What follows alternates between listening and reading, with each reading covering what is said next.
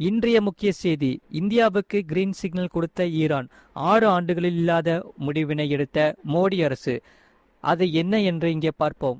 மறக்காம நீங்க லைக் பண்ணிக்கோங்க, சப்ஸ்கிரைப் பண்ணிக்கோங்க. கிட்டத்தட்ட 1 மாத காலமாக ஈரானில் போர் நடைபெற்று வருகிறது. இந்த போர் இந்தியாவில் கடுமையான எல்பிஜி தட்டுப்பாட்டினை ஏற்படுத்தி இருக்கிறது. அந்த வகையில் அமெரிக்காவும் இஸ்ரேலும் ஒரு புறம் ஈரானை தாக்கி கொண்டிருக்க, பதிலுக்கு ஈரானும் தாக்குதல் நடத்தி வருகிறது.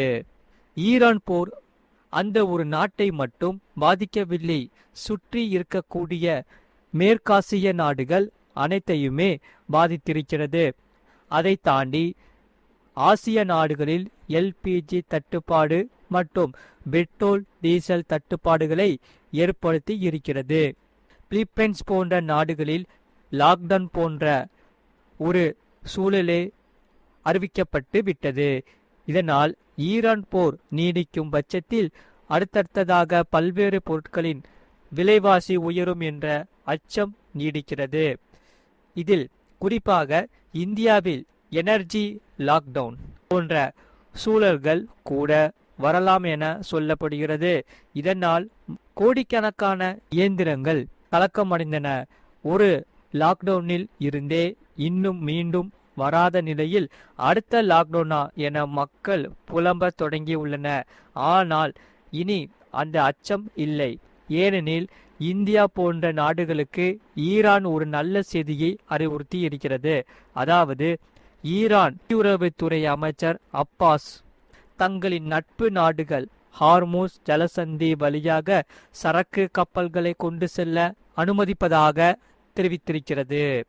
இதனால் இந்தியாவுக்கான ஈரான் தூதரகம் வெளியிட்டுள்ள அறிக்கையில் ஈரான் வெளியுறவுத்துறை அமைச்சர் ஈரானின் தங்களின் நட்பு நாடுகளான சீனா, ரஷ்யா, இந்தியா, ஈராக் மற்றும் பாகிஸ்தான் ஆகிய நாடுகளில் கப்பல்கள் ஹார்மூஸ் ஜலசந்தியை பயன்படுத்தி அனுமதி தந்திருக்கிறோம் என அறிவித்திருப்பதாக கூறி இருக்கிறது.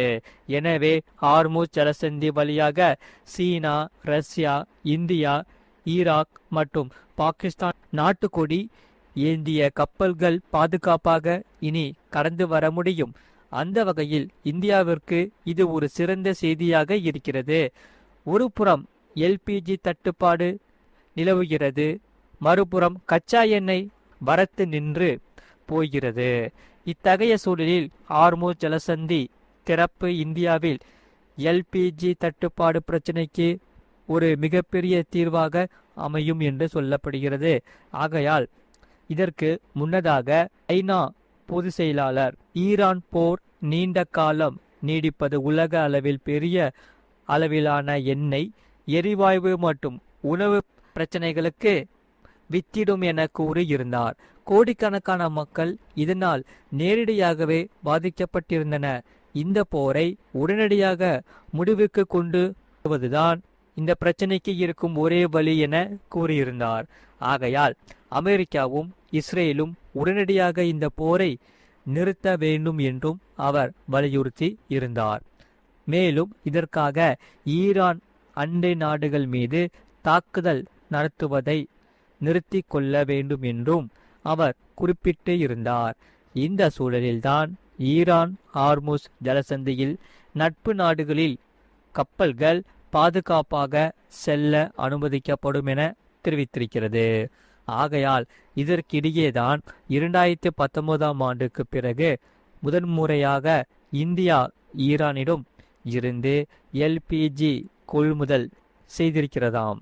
இதனால் அமெரிக்கா விதித்த பொருளாதார தடைகளை தொடர்ந்து 2019ஆம் ஆண்டு இதற்கு பிறகு இந்தியா ஈரானிடம் இருந்து இந்த எல்பிஜி உள்ளிட்டவற்றை வாங்குவதை நிறுத்தி கொண்டிருக்கிறது. ஆனால் தற்போது அமெரிக்கா அந்த பொருளாதார தடைகளுக்கு தளர்வு அறிவித்திருப்பதால் இதற்காக இந்தியா கிட்டத்தட்ட 7 ஆண்டுகளுக்கு பிறகு ஈரானிடம் இருந்து இந்த எல்பிஜி கொள்முதல் செய்திருக்கிறதாம். ஆகையால் அரோரா என்ற எல்பிஜி கப்பல் இந்தியாவின் மங்களூர் துறைமுகத்தை நோக்கி வந்து கொண்டிருக்கிறது என எக்கனாமிஸ்ட் டைம்ஸ் செய்தி கூறுகிறது. ஆகையால் இந்த LPG cargo Indian oil corporation மற்றும் பாரத் பெட்ரோலியம் மற்றும் இந்துஸ்தான் பெட்ரோலியம் நிறுவனங்களுக்கு பகிர்ந்து வழங்கப்படும் என தகவல்கள் தெரிவிக்கின்றன. அதே சமயம் ஈரான் போர் தொடங்கியது முதல் தற்போது வரை, அதாவது ஒரு மாத காலத்தில் 4 எல்பிஜி கப்பல்கள் மட்டுமே இந்த ஹார்முஸ் ஜலசந்தி வழியாக இந்தியா வந்து அடைந்திருக்கிறது. இந்த நிலையில் பாரசீக வளைகுடாவில் நுழைவாயிலான ஹார்முஸ் ஜலசந்தி உலக எரிசக்தி வர்த்தகத்தின் முக்கிய புள்ளி. ஆனால் மேற்கு ஆசியாவில் மேற்பட்டுள்ள போர் காரணமாகவே இந்த ஜலசந்தி மூடப்பட்டுள்ளது.